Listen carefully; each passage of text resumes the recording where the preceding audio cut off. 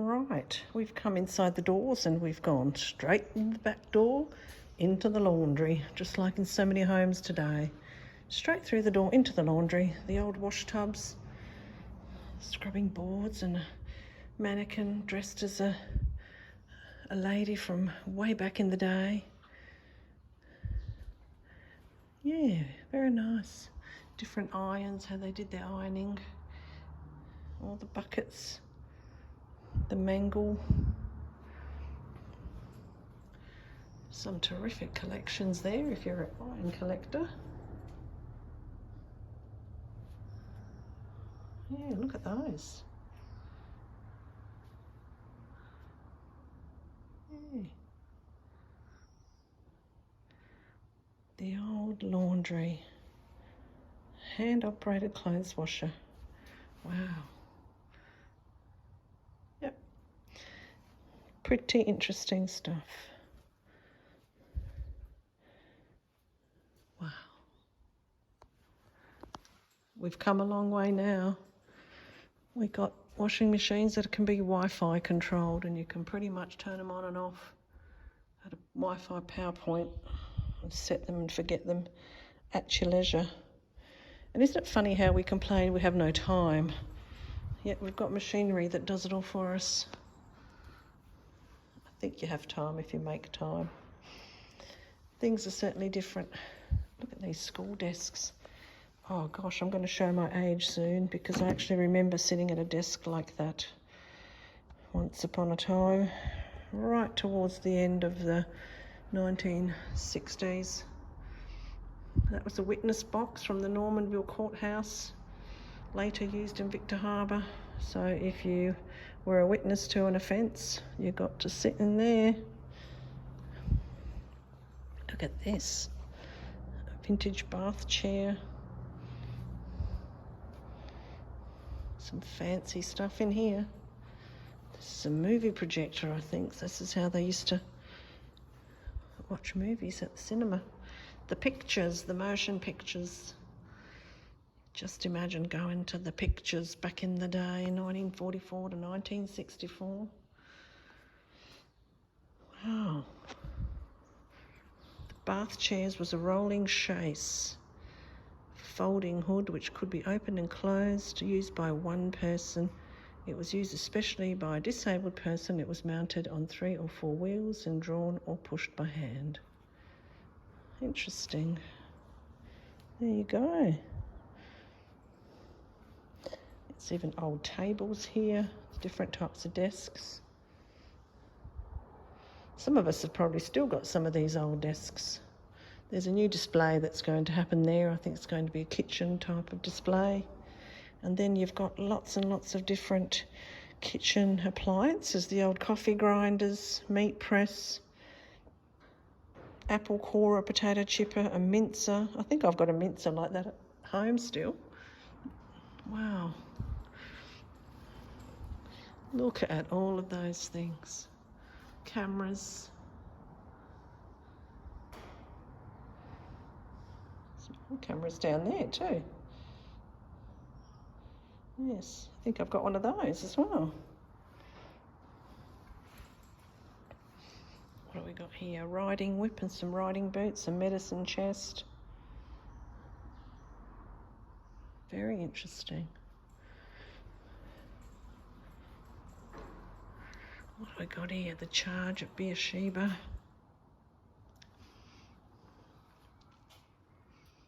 Soldiers, World War I uniform. Wow.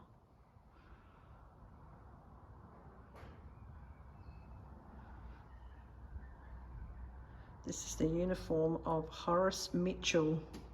So this was actually worn by Private Mitchell, enlisted on the 26th of April in 1916, and in September of the same year was assigned to the 13th Battalion after having arrived on the HMAT Ballarat A.70 at Devonport and entrained to Codford. Wow.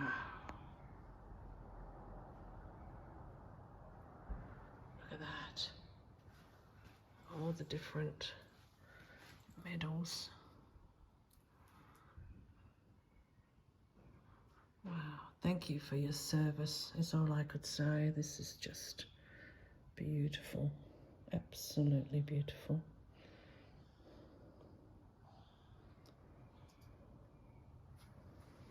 Wow, wow, wow. Look at all those bullets.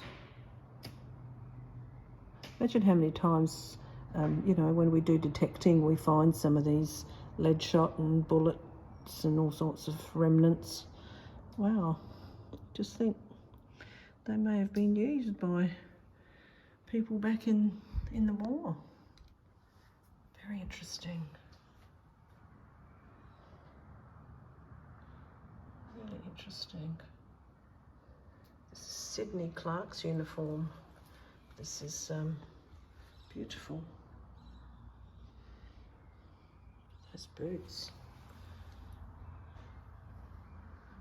Very, very nice. And there's the handsome Sydney Clark right there.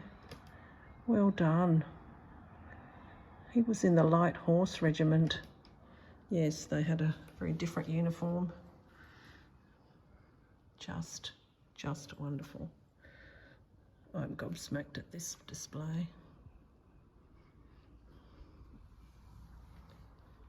Look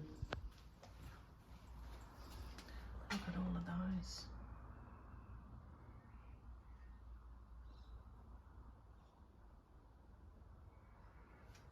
The discharge papers and identity cards and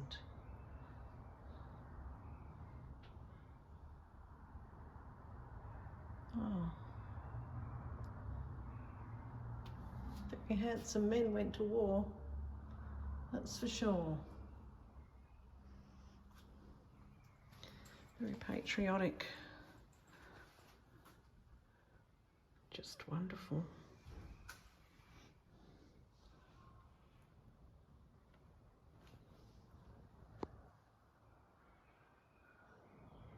This is Claude John Brown. He fought in the trenches in the Battle of Somme, World War I. Wow, thank you for your service. Moving on, look at all these wonderful, wonderful things. These were things that were probably staples in the kitchen for many households. And they were purchased in a shop much like this. So this is a setup of what a shop possibly looked like. You had your shop counter, your scales, everything was purchased by weight, and your cash register, and then all your prices. Would have also been a post office perhaps. Everything would have revolved around the shopkeepers. Moving on, some sewing machines. Okay.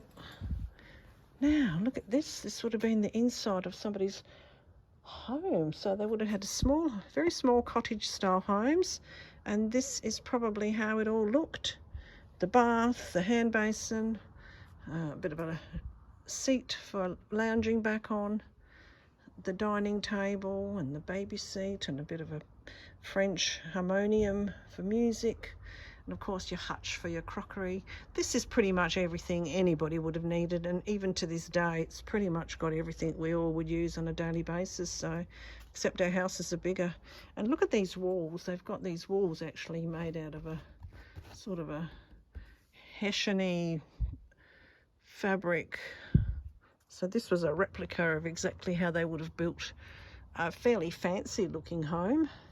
This would have been the master bedroom, and the wash basin over there, the wardrobe, and of course the cradle.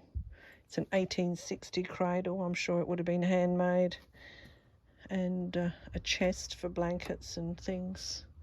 Yeah. The Lord bless thee and keep thee, written on the wall, and God is our refuge. How wonderful. Just wonderful. Amen to that. let's keep going.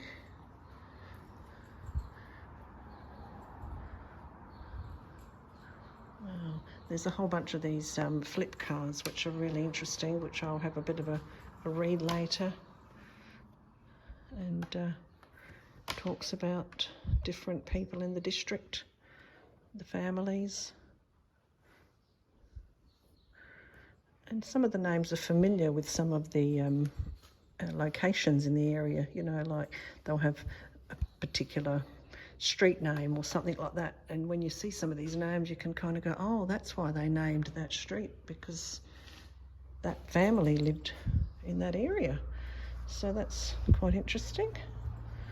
Now we moved into this area. This has got some ladies' brochures in the windows.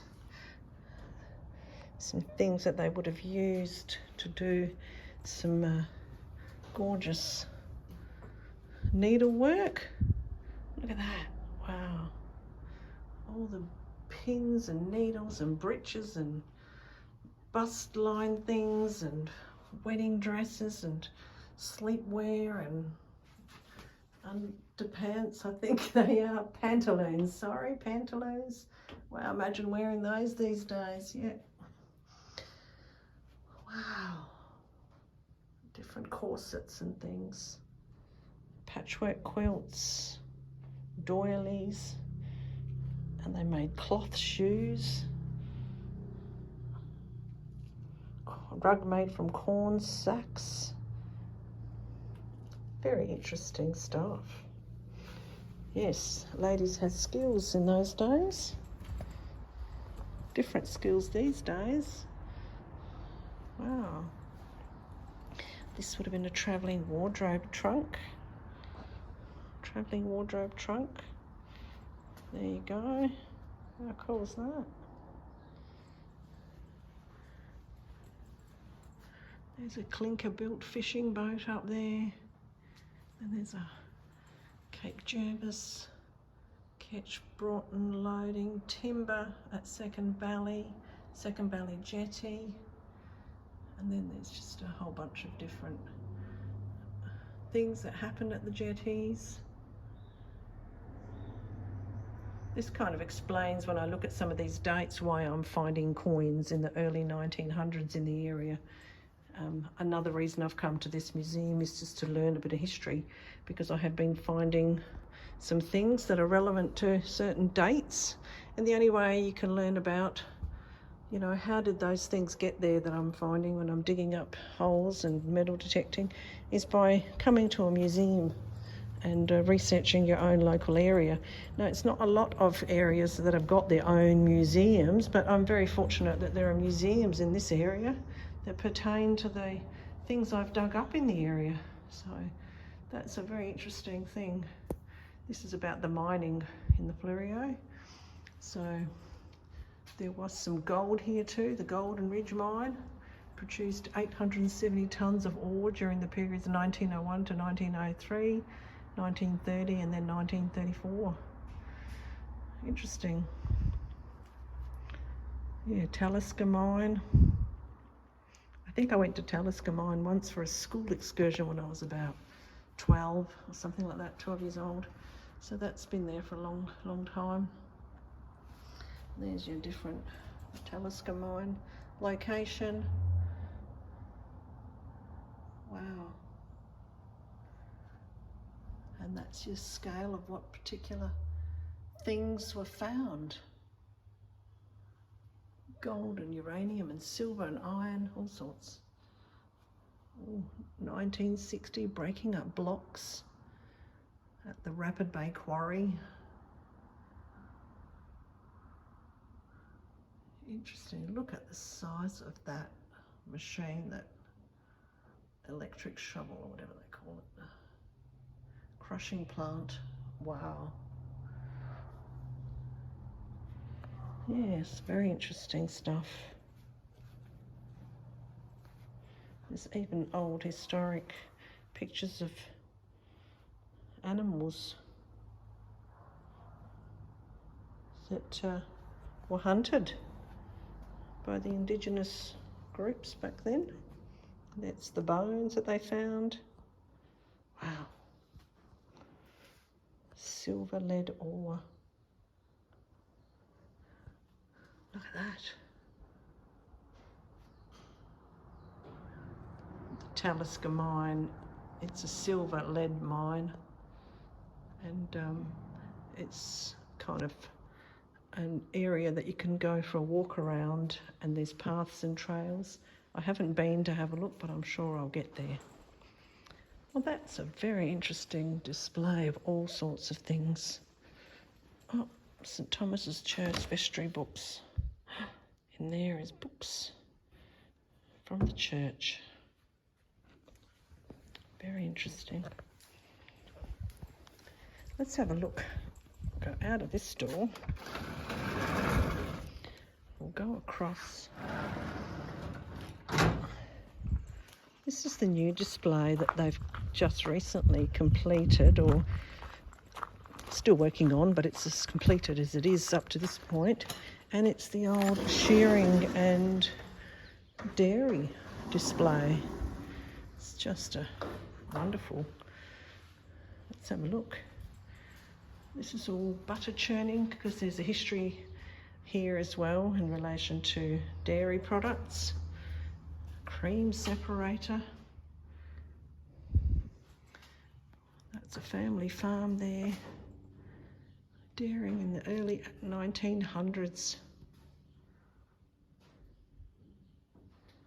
Wow. Butter cooler, butter churners. There's even butter paper. The early cheese making.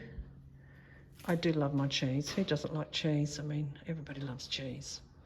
I have made cheese before, but only cottage cheese and some other soft cheeses. I haven't really made any hard cheeses. And I have milked cows with these machines. I've actually done a bit of cow milking, and it was absolutely wonderful to have a go and do it.